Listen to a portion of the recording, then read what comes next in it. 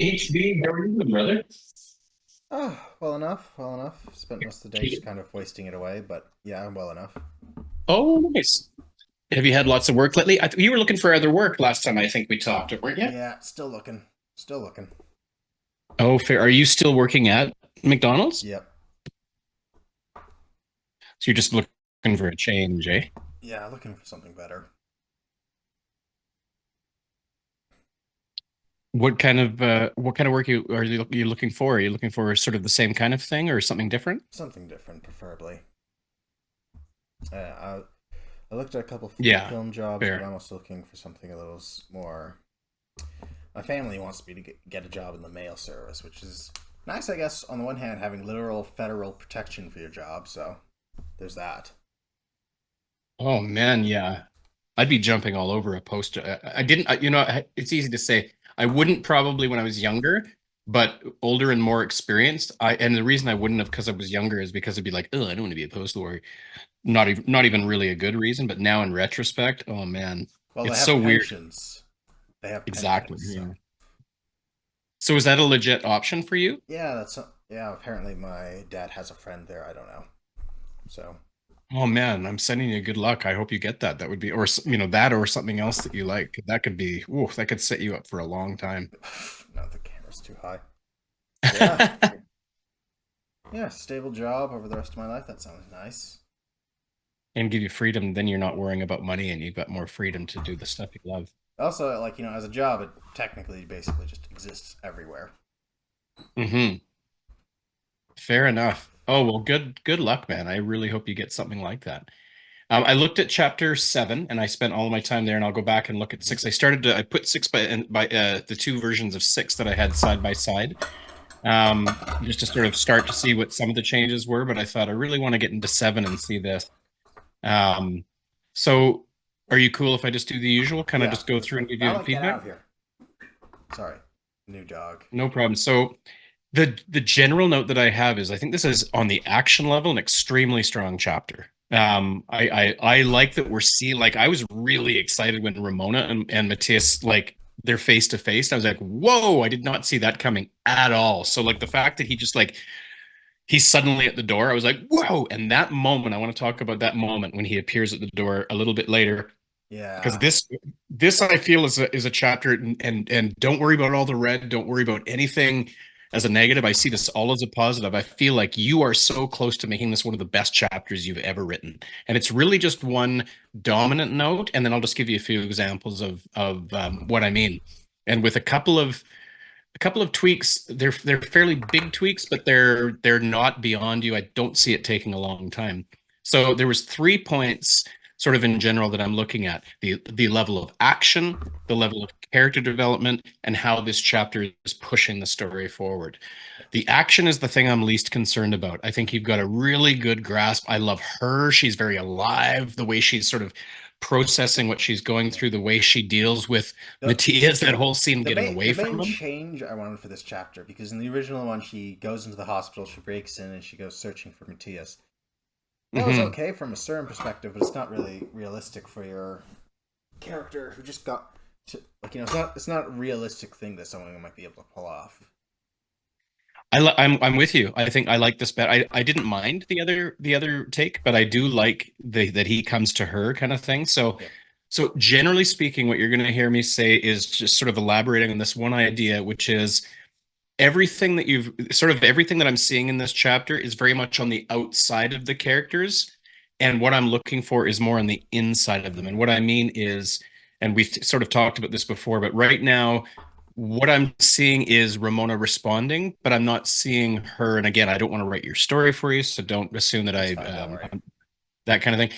I'm looking for more of her responses to what's happening as being more than sort of jokey or sort of flippant responses to this. I'm looking for I know she's not just like every character, but what every reader will do, and this is true universally for books, for movies, for everything, is your main character is the one person in the story that the reader in this case is supposed to be able to connect with. It's supposed to be, we expect Ramona, at least in some ways, will respond to these situations the way I would. So, for example, when Matthias comes to the door, and we'll get to that in a moment, I was looking for some kind of a response from her. I see in her action a response. She sees him, tries to prevent him from coming, runs from him. The action is very clear. But what I'm looking for is more of that sort of internal, what is she thinking? What is she feeling? Is it anything like me? And so we'll get there in a moment. A few little things. These are little things like Yeah. word choices. Yeah, I won't even I go into tried to that. go through it with Grammarly. I hoped I did okay, ish. Yeah, it's little things like a part of her. It would be two words, a part of her, rather than a part of her.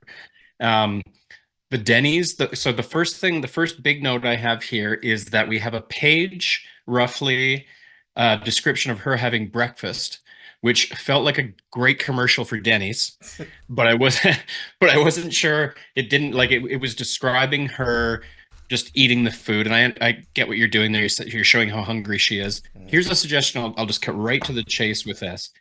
The first page shows her having breakfast. Then the second page, after she's finished breakfast, she starts thinking about vampires. The first thought I have is there's a perfect gimme for you right here. She's having breakfast while thinking of creatures that make breakfast of their prey. And so it would have been probably more effective, in my opinion, to have her think about this while she's eating. It makes the scene, first of all, make a little more sense why you would spend so much time talking about her having breakfast. But it also creates this sort of horrifying unease here. Where she's thinking about, man, how can these vampires, mange down on people and eat them to survive while she's eating? And I couldn't believe that if she's just had this experience. It's clearly going to be the only thing on her mind. What else could possibly be on Ramona's mind, except that she's hungry? I get that. But I thought, get her at the table, and once the food is served, or even leading up to when the food is served, the idea, if this were a movie, it's very easy to visualize. Here's somebody thinking about vampires chewing on people while she's chewing on her breakfast, and it would almost like I can see her. I wanted to see sort of the potentially the unease she would feel trying to finish. She's clearly been looking forward to this meal. She's finally got it in front of her, and as she starts eating, she quite naturally and only is thinking about vampires, and it kind of fucks up her breakfast. It doesn't stop her from finishing it because she's that hungry. But it's almost like I wanted to see her get to a point where she realizes, oh, this hunger that I'm feeling for my breakfast must in some way resemble the hunger that vampires feel when they're feeding. And that would be really interesting to read, is like, oh my God, I've sort of become them, have I? Am I going to get to the point where I want to eat, like, do this to people? Like, that's really unsettling. And that would kill three birds with one stone. It would make the Denny's scene make more sense. It would make it more interesting because she's thinking of that while she's eating. And most importantly, it would get me into her head, because right now she's just kind of blithe. It feels like she's just kind of blithely going through this whole chapter. Like, it's nothing's really bothering her in this chapter, is what it sort of feels like. It feels like it almost sort of bothers her in places. Um, but I would love to encourage you to think like character work is always the thing that I feel is something we can grow in together. Your action is never a problem. Your world building is never a problem. It's almost always getting to the heart of real human emotions in response to this fucking trauma she just experienced. While she's contemplating her future. If it was me, let's put it this way. If I had just been through what she went through, and apart from the fact that I've got massive PTSD, even though I've got superpowers, even though I've got this whole new awakening I don't quite fully understand, and that's part of the trauma. Trauma isn't always bad, but it's still traumatic. While I'm feeling all of this, while I'm trying to remember, is it possible for me to get through breakfast, even if I'm superhuman like her? Whatever the answer is, whether I can or I can't, I have to be thinking of that while I'm eating. There's no, it's like being hand delivered to you as a So storyteller. mix up breakfast with questions about vampires Absolutely. and make a comparison between blood and ketchup. There's a good one. Yeah, Absolutely. Yeah. I Because pulled that she, from Dexter. I hated that. yeah, I hated that part because it was like, well, now I don't feel like now those eggs don't look tasty anymore. ex- bingo. Like if I was, it was sort of like the other day, my son said to me, "Hey, Dad, can we watch a nature video? We have breakfast." I said, "Sure." And so what we ended up watching was this documentary that shows a praying mantis slowly dissolving its food, like serious close-ups. And I'm trying to eat bacon and eggs while I'm watching this praying mantis like devour. I think it was like a tarantula or something. And I'm like, I don't, and I couldn't finish my meal. That that kind of a thing. Um, I love some of these visuals. Something inside her seemed to be moving in tandem with the plants. Turning to her strawberry bush, she pushed on that something inside of her. I love that the way you wrote that. Forcing it into the strawberry bush, and the plant explodes. So the first thing I think, first of all, visually, even though it's written, very cool. And number two is I'm thinking, and don't have to answer this now. I'm thinking, okay, that's not something I'm used to seeing somebody who's been attacked by a vampire be able to do. I hope we're going to see that again. That's all the only note I have there. I assume I'm going to get an explanation of that at some point in the future because that's like a what? That's cool. What does that mean? So that was cool. But I hope we get to see that again. Little things like door, door, door, door, door, door, door, and that's hard to write a scene like that without saying door all the time. So we get to the scene with Matthias. Now, this was the one thing more than anything else, and you can go to the very bottom and you'll see all my notes. In fact, let's just go to the bottom. You Oh. see my notes here. This chapter, yeah, don't get overwhelmed by this, but there's a lot there, obviously. This chapter has great action description, very action heavy, one of your great strengths. The challenge is the characters don't appear to be feeling or behaving in ways that feel logic or organic to the story. In other words, how is two things? What the hell? How is Ramona actually feeling about anything? Because right now she's cool as a cucumber, even as she's running for her life. And I'm not able to connect to her at any point. I'm like, oh, she's turned into Scarlett Johansson from Lucy. She's lost me. She's got no feelings about any of this. Um, although I assume that she would. Mm. I have to assume that this girl, I don't care how superhuman she is, she's feeling it. Yeah. Doesn't really show any signs of trauma from the event, even though anybody reading this would assume that 100% of people would have some kind of traumatic reaction. Her reaction to him when he comes in, um, uh, she's had the most horrific 24 to 48 hours of her life, even if it's given her superpowers, and she's just kind of kind of thinking it's even her first verbalized reaction. I see that you're sort of going for a kind of a comical thing here, but Well, part where of are it we? is combining the old stuff because I didn't want to completely get rid of that. So, For sure. So this guy also, crashes. also, I was trying to. In that point, I just wasn't sure how to make a point that Matthias was a lot lighter than she expected. Because have you ever tried to shove someone off of you? They're freaking heavy. You don't expect them to hit the ceiling. So, Absolutely. And so rather than going for the joke, you so light, she muttered, oh which made me crap! I go, meant you're Yeah, so yeah, light. yeah. So, oh, there you go. I would almost be interested in seeing there's another gorgeous opportunity for her to do that. And then like you see in every movie and like would happen in real life, exactly to your point, if you suddenly were able to do this, like I loved her reaction to the bed when it was the hospital, but when she throws him off, it's like, but I'm looking for the inevitable, like there's no way she isn't feeling, you can see down here, probably a mix of fear, anger, uncertainty, need for clarity. What the hell is going on here? Those are the things I'm looking for. She's running for her life. What is she feeling? She's still a little girl, even if she's just got these she's older powers. now. So we've pushed her to like 22 ish. Either way, yeah. So if she was 50, if she was my age, if I was her, it doesn't matter how much life I've lived now. If everything had happened to me that has been happening to her, Mm-hmm. I would be a nervous wreck. I'd be freaking out. Even as I was eating breakfast, to me, going into Denny's, I wouldn't be coming in going, I need some hotcakes. I'm feeling good. I'd be going in like shaking and like, how do I deal with this thing? But she's got this irrepressible hunger. What she really wants to do is probably hide under a rock somewhere and pray to Jesus that Matthias doesn't catch up with her. But I got to eat. So maybe I'm looking both ways before I go to the Denny's. Is he up on the roof? Where the fuck is he? Can I even walk into this place safely? Okay, I got to eat.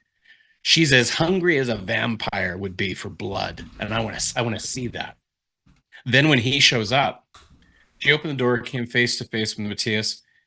Description of what he looks like, we see it in her action. Ramona didn't even hesitate as she tried to slam the door, so on, goes on to describe what she does. And it's all action. It's all on the outside of Ramona. All I'm doing is seeing her act. The closest thing I get to, and when she does open her mouth, or when we do get any kind of idea of what she's feeling, she felt bad for a plant. That's the only thing we get in the sort of in this scene in terms of what she's feeling. Yeah, I wanted to Um, emphasize the part where she likes plants. I've also gone back and redone her apartment so that it's now full of plants. Like, really emphasize that she likes plants.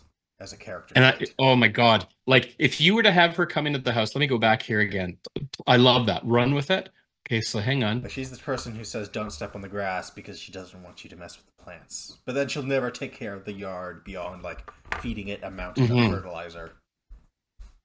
You see, what I would suggest here is for her, she started to experiment with her plants. That's important to me because again, a woman, if this was me, Mm-hmm. and again, I'm not assuming she's just like me, but I'm assuming a lot of readers might feel this way, especially the ones who love plants. I'll take my wife as an example. They love their plants like a mother loves her babies or whatever the deal is. If she'd just been through what she went through, her whole orientation to life generally would change. I wouldn't be surprised if she walks. I would love to see what she thinks of the server, the hostess that sat her down, the other customers. She's got to be looking at human beings completely differently. She's And this is looking one for of those things. fangs. So to me, this is a great example of the big note that I've given you in the past. I would give you again. Slow down on the action. You've got it. You've nailed it. You've got a gorgeous shell. You don't need to worry. You could write action in your sleep. To me, Honestly, I always the felt like weak. my action sucks. I don't. Yeah, I don't. I mean, we could get into the nitty-gritty of how it's written, but in terms of what's happening, woman who's just been attacked and traumatized and turned into God knows what, has superpowers, probably heightened perceptions, and fucking hungry. She walks into a restaurant. There's no way she's just focused on the strawberries on her pancakes. Jesus, she's surrounded by people. And how is she looking at those people different? Those are my favorite scenes in vampire movies, in the Matrix, or any of those types of movies. When we see a person who's just been radically transformed, Mm. suddenly looks at everything differently. Maybe she's, is she hearing things differently? Is she seeing things differently? Can she smell like right now she's just normal Ramona with superpowers, but I have to believe that her senses have changed and she's eating food. And is she, as she's eating her flapjacks, is she looking at that guy at the table next to her with kind of hunger she's never felt before? And what the hell is that about? And who makes her nervous? I would sit in that restaurant. In fact, you could make a whole chapter almost, not that I'm encouraging it. You could give me 3 pages of her in that restaurant and have me absolutely glued because you stopped to take the time to really analyze what would this Ramona, not Ramona yesterday, Ramona today, how would she sit in a restaurant surrounded by people? Because she's probably also, I mean, she's not just super. She's still Ramona. Who is she afraid of? Who is she nervous about? Who is she hungry to eat? And what the hell is that about? And so to me, she kind of fumbles out of this. She has to leave the restaurant, not because she's finished her meal and taken a shit and now she can go. Mm. It's she's probably got up in the middle of her meal because she just came in here to eat and she can't stay here. She's just completely overwhelmed, sensory overwhelm, emotional overwhelm. And then we see her walking down that's a chapter. It is a real human response, given the circumstances, to what she's just been through. She's doing what she's done a million times before, going to a restaurant to eat. But this is nothing like those other times. Okay, so And here's what I'm thinking. She goes into the restaurant, she eats the pancakes, and then the hash browns and eggs come with ketchup on them. And then she starts oh, panicking. yes. She checks to see if her server has fangs. Someone enters the restaurant. She whips her head around. She turns back and she Hmm. tries to get back normal, but she just can't eat anything with ketchup on it now. So she just walks away as she like paranoidly checks out if anyone's looking at her. Yeah, and she might even get, I know this is a slight switch. Maybe she gets a medium rare steak and eggs. And there's something about the blood coming out of that steak now that, whew, like ketchup's easy. Yeah, that's Dexter. But to me, actual blood in her food. And now and she suddenly gets this uncontrollable, like Well, she looks remember at a she's not an man. actual vampire. It's Fair a enough. yeah Yeah. So whatever makes yeah sense. yeah. But I mean, like to me, I have to believe that she would have again heightened senses and urges and hungers, whether it's whatever it is, for either the people around her or stuff like this should be unlike any Make her. breakfast I she's can make her. experienced. I can make her cut through her plate into the table, like Mr. Fantastic. There we go. Yep. And Maybe and maybe and maybe so the double down on her paranoia of vampires and her own slight inhumanity right now. I love what you're saying. And even though she's not technically a vampire, she cuts through the plate. And the server comes along, goes, "Oh my God, I'm so sorry." Like, of course, the server doesn't think she literally broke through the plate. She's like, "Oh my God," if I was a server and I saw that happen, I'd go, "Oh my God, did I bring the customer a broken fucking plate? God, that's embarrassing." And the server goes to pick it up and cuts him or herself on the plate, fill in the blanks, and her reaction to that, like, it's like, and maybe she's just like, her senses are just like, what? It's like Superman or Supergirl for the first time, and they're like, what is going on? They're a kid, they don't get it. She's not a kid, but she's virtually a kid in the sense that this is all new to her.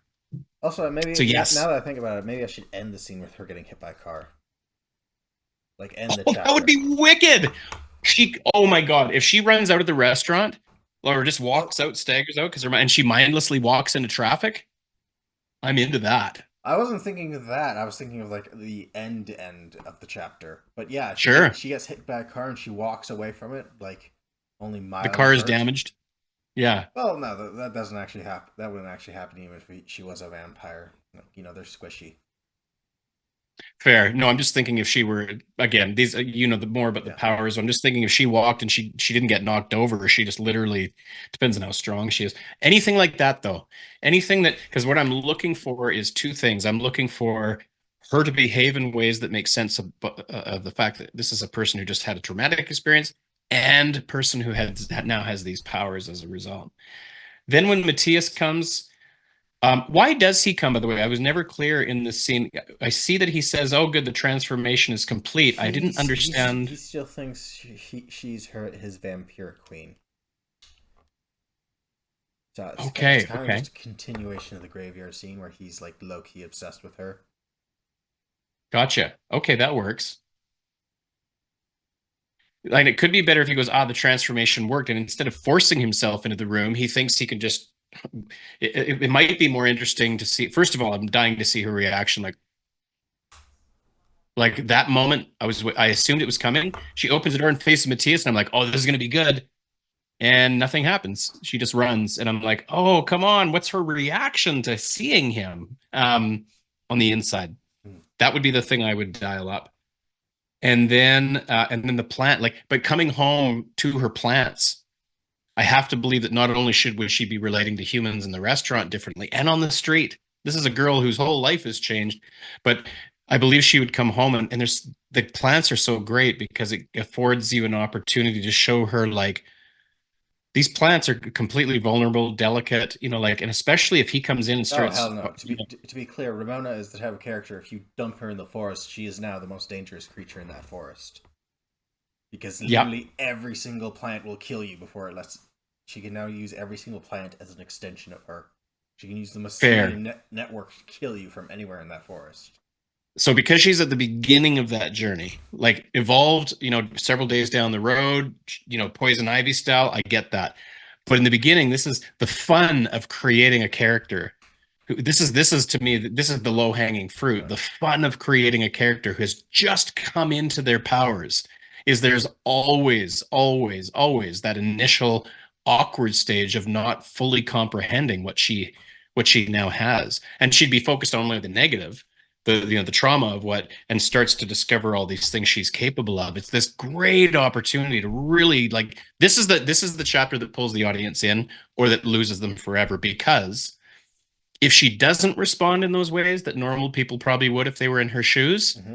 and the reader gets a whiff that, oh, the writer isn't bothering to go into the obvious, he's just right away going into action and people running away from people and stuff, like, oh, that's a disappointment. I thought this was going to be a story about what it's really like. Okay, it's not. So they'll go read something else. Mm-hmm. Um, because it isn't connecting with them in a human way. This is where the connection to the humanity becomes really, really critical. Because I want to feel like I'm her.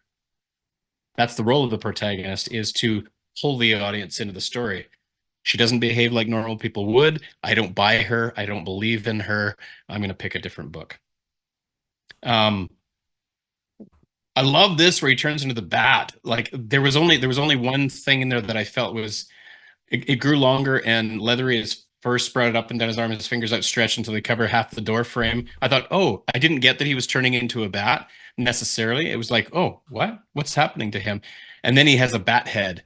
So it felt like there was, oh, oh, he's turned into a bat. And I felt like I just wanted to see a little more of him transforming and literally tell us that he's turning into a bat. So Right. more visual on the bat. A little more visual. Yeah. I should mention we Um, have already seen him turn into a bat. His fight versus Julius. okay. So because Ramona hasn't seen that, so if I was Ramona, and that the reaction is critical to me, Ramona watched as Matthias's arms grew. It grew longer, leathery, et cetera, et cetera. Sharp claws gagged up the wood. Um, Absolutely no response from Ramona. Ramona Okay. has absolutely no reaction to that. So I want to see her, what am I looking at? It'd be like in the movie The Thing. The guy that you've been working with all week long, Mhm. suddenly his head comes off and sprouts legs and starts crawling around. Then Nobody's going to go, that's curious. They're gonna scream, maybe shit themselves, potentially pass out. yeah. Any of that stuff. That's it. So to me, go when you can read the notes down here. That's what I was looking for. Was again up at the top. Action A plus. Character and what's going on the inside needs development, and mostly I want it because this is your story. This is your story. This right now. This chapter is about how Ramona went out for breakfast and then Matthias came to visit and she ran away. Hmm. But I'm looking for the guts of it, the human stuff in the middle of all of that. If you can put that in there, you've got a winning chapter. I think it's one of your best chapters ever. And maybe a little more illumination on the transformation is complete. Because if I'm Ramona, I'm wondering, why are you here? And then the next thought is, I actually don't care why you're here. You're here. And that scares the shit out of me. I'm out of here. And then how does she feel after this is all over? Because right now, it's all just physical. It's all just her reacting. Mhm. So throw that in there. Chapter's a winner. Perfect. Great. Okay. I think it's really strong, man. I was super excited to see them come face to face again. That was terrifying. Okay. So that's the assignment. So yeah, take a look at the notes. Do you have any questions? Is that pretty straightforward? No, I think I'm pretty good here. Yeah. Yeah, what a great thing to come to. I mean, we haven't had a session in a while, and that was just a great chapter Yeah. to jump back in with. It was a lot of fun. Sorry about that. I've kind of been distracted from my other stuff, and then I've also kind of uh, it kind of felt weird going back to this, it's trying to For get sure. the story juices to flow. And part of me is wondering if I want to keep doing this because this isn't new stuff. This is editing, so there's that. Totally. I know that feeling that there's been times when I've had a project and I've been away for me it's music right now. And I've been away for a long time. And even though I'm passionate about it and I care about it, oh my God, dragging myself back into it was like pulling teeth. Once I'm in it, I'm like, oh yeah, this is why that was fun. But it's been a while, you and everybody else, it's a tough one. Also, I'm not I sure think you if I want to keep doing Brewing Bad. Like, I might change that to one of the other stories. I don't know yet. So, there's that too. fair. Because that story kind of just wasn't going anywhere. Like, I was trying and just wasn't working. No, I thought this was great. I thought this was Yeah. fantastic. So what I've got in terms of time, do you still want to do the every 2 weeks thing? Yeah, every 2 weeks. That's the current plan. Okay, so I've got, I think February 12th is our next set. So I'll see you if it works for you on February 12th. Yeah, that Same works. time, if that's okay. 6 o'clock or 5 o'clock, my time. Six, if it's okay with you. 6 is fine. Yeah. Kind of had a little Perfect. mix up where I thought it was 5 today, so that was a little. Oh, no worries. Yeah, I saw that you had come on and I thought, oh, it's an easy mess. So I'll plan for the 12th at Okay. 6 p.m. your time. Yeah. I'm going to go back because I haven't actually done any editing since we did the reboot. So I'm going to take a week, just do a shit ton of editing. I'm kind of stalled on my Awoken Myths story. I'm at chapter 59, and I'm just kind of stalling out there. So Fair good enough. time to switch focus, I think. Well, best of luck to you, man. Will do. See you in 2 weeks, Take, Paul. take care, Take Bye care. bye. Bye.